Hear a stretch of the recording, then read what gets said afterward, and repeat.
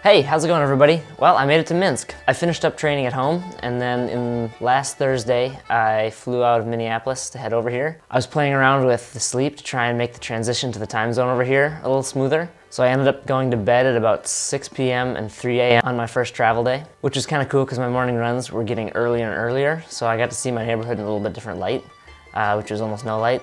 Anyway, so I left on Thursday and I flew through Toronto and Frankfurt before I got to Minsk. On my flight from Toronto to Frankfurt, I sat next to this really cool Canadian guy, and we ended up talking for about 3.5 hours straight, and then I fell asleep out of our 8-hour-ish flight.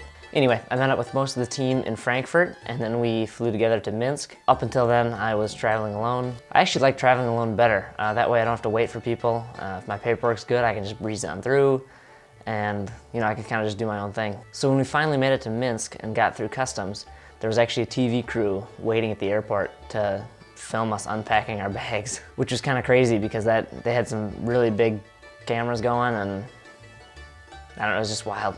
So far the weather here has been pretty nice, nicer than Minnesota, warmer, and the first few days was pretty cloudy, but the last few days the sun has been out and shining really nice, so that's been cool.